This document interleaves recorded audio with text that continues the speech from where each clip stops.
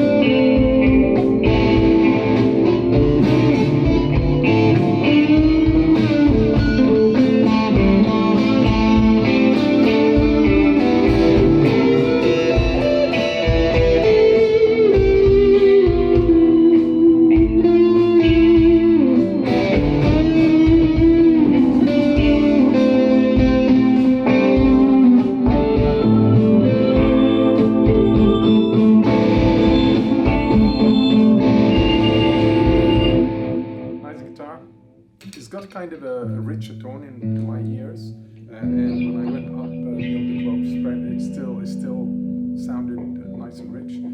So slightly better beyond the 12th fret than Cathy's guitar, I think. The same price, only $20 difference. So this one was $540, this one was $560. So I'm going to try the cheapest of them all, which was Jason's guitar, which weighed in at 300.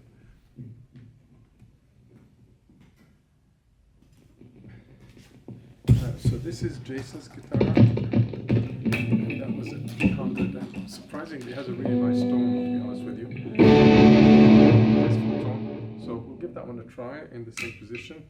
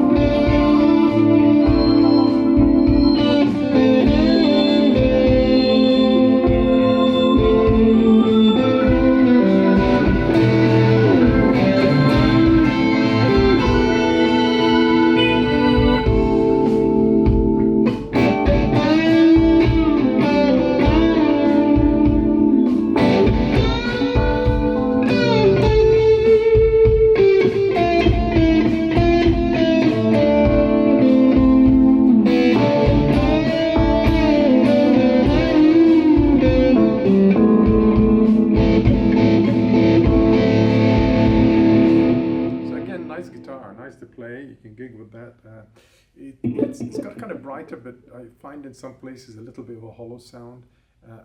So, you know, is it bad? No, I don't think it's bad. It's just a different kind of tone.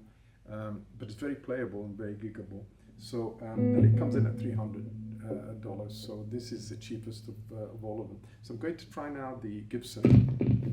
Let's see if it earns its $8,000. It's $8,000.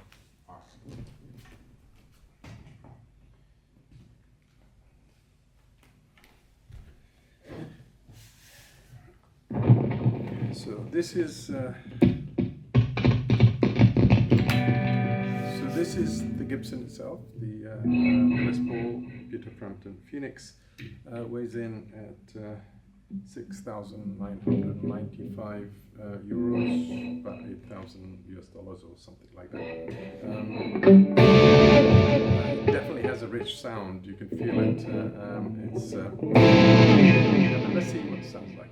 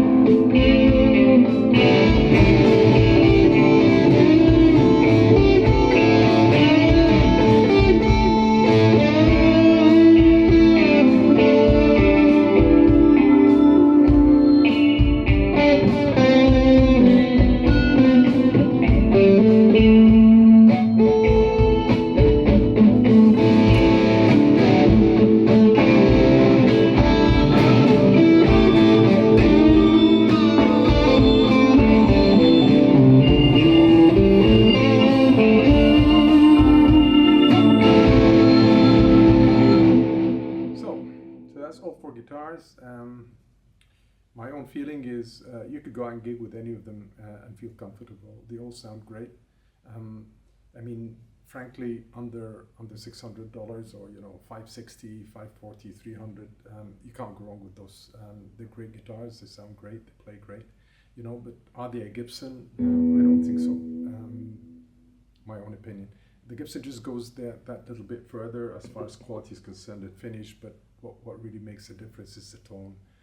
When you go right up beyond the 12th fret, you've still got that nice balanced tone with plenty of harmonics. When you go right up to the lower registers, you still got that clean sound. It doesn't get muffled or hollow. So that's my own opinion. But you know, can you justify 7,000 difference or 7,400 difference between the prices? I'm not sure. I mean, if you got the money, then great, have a Gibson. But otherwise, you know, don't fret. Those guitars are great guitars. But anyway, it's up to you. Let me know what you think, and I'll sign up for the Gibson.